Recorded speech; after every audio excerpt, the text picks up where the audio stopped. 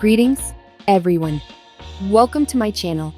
The rain fell hard over Genoa City on the night Nick Newman walked out of the rehabilitation center carrying nothing but a small duffel bag, a dead phone, and the dangerous belief that he could handle the darkness inside him alone.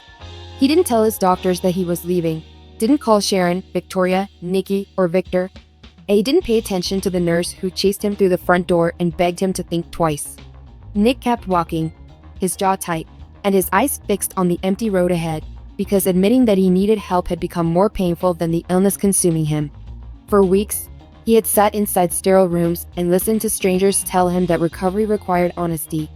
But honesty meant facing every person he had disappointed, every promise he had broken, and every moment he could not take back.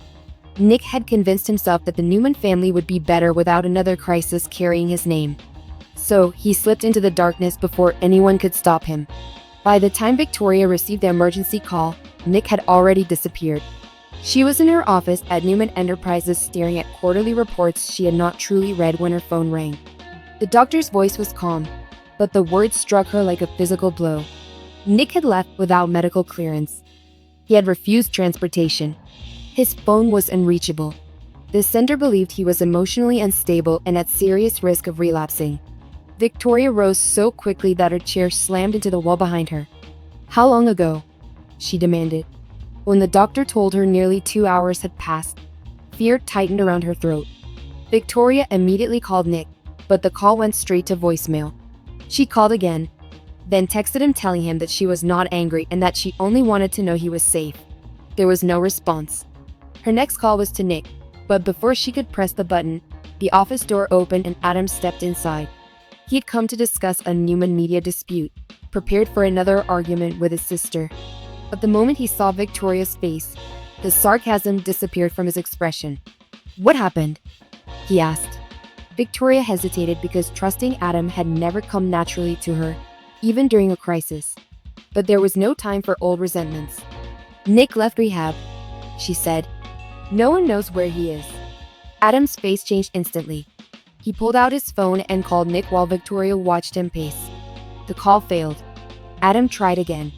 Nothing. "Did he take his car?" Adam inquired. Victoria gave a head shake.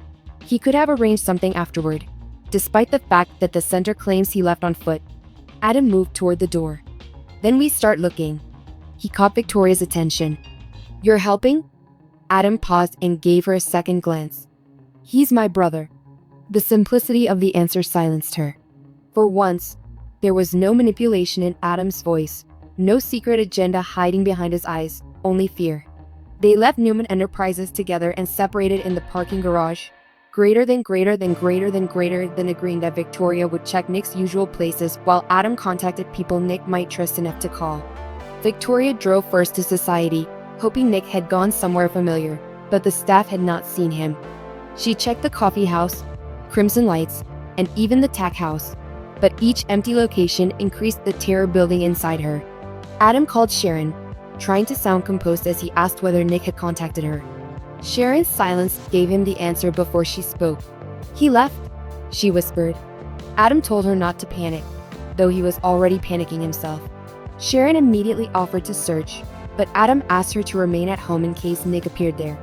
He then called Sally, who had learned to hear the difference between Adam's anger and his fear. "What do you need?"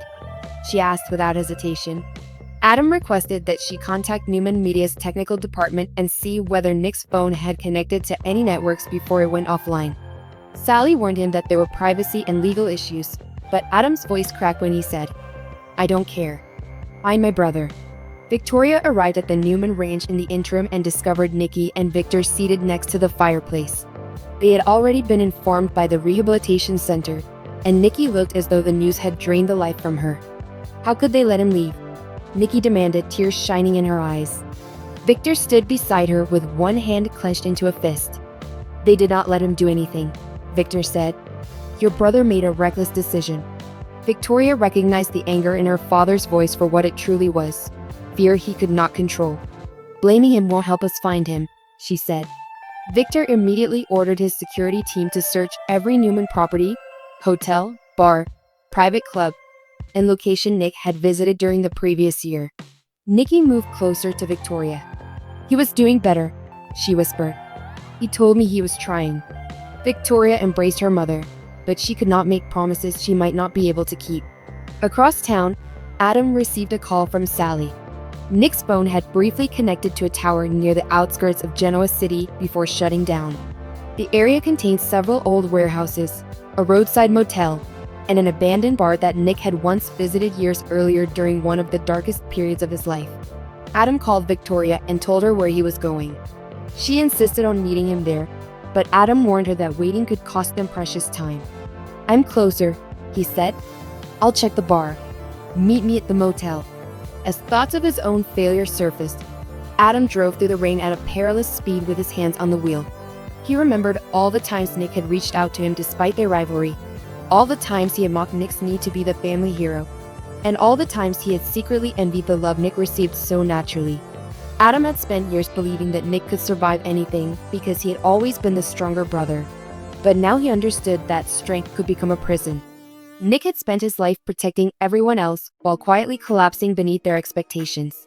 When Adam reached the abandoned bar, he found the door partly open. Inside, the air smelled of dust, rain, and stale alcohol. Broken chairs were scattered across the floor, and water leaked from the ceiling. Adam called Nick's name, but only the echo answered. Then he saw a set of wet footprints leading toward the back room. His heart pounded as he followed them. He found Nick sitting alone on the floor beside an old wooden counter, and an opened bottle rested near his hand. Nick's clothes were soaked, his face was pale, and his eyes were distant. Adam stopped in the doorway. "Nick." Nick looked up slowly, disappointment flashing across his face. "Of course they sent you." "No one sent me," Adam replied. "Victoria and I are looking for you." Nick gave a hollow laugh. "That sounds like a nightmare." Adam moved closer, but kept his eyes on the bottle. "Have you been drinking?" "Does it matter?" "It matters to me," Nick's expression hardened. "Since when?" Adam absorbed the insult without reacting. "Since always, even when I was too angry to admit it." Nick looked away. "Go home, Adam. Not without you." Nick picked up the bottle, turning it slowly in his hands. "You know what the funny part is? Everyone thinks rehab is supposed to fix you. They put you in a room, make you talk about your feelings, and expect you to walk out grateful and healed." Adam asserted that is not how things work. "You know that." "Do I?" Nick snapped. "Every morning, I woke up feeling like a failure. Every night, I wondered which disaster my family was dealing with because I wasn't there to save them. I couldn't breathe in that place." Adam crouched several feet away. "So, you left to come here and destroy yourself instead?" Nick's eyes filled with anger. "You don't get to judge me." "I'm not judging you. You've judged me my entire life." "And you've judged me," Adam replied. "Maybe we both wasted too much time trying to prove which one of us was the better son." Nick tightened his grip on the bottle. "You want honesty? Fine.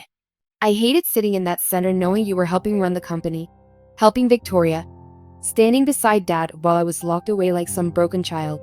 Adam's face softened. "You think I wanted your place? You have always desired my space. Not like this." Adam's voice lowered. "I wanted Dad to look at me the way he looked at you. I wanted people to believe I was worth saving, but I never wanted to become you by watching you disappear." Nick stared at him, shaken by the confession. Before either man could speak again, headlights swept across the broken windows. Victoria rushed inside moments later, breathless and soaked from the rain. When she saw Nick alive, relief nearly brought her to her knees. She crossed the room, but Nick stood and backed away. "Don't," he warned.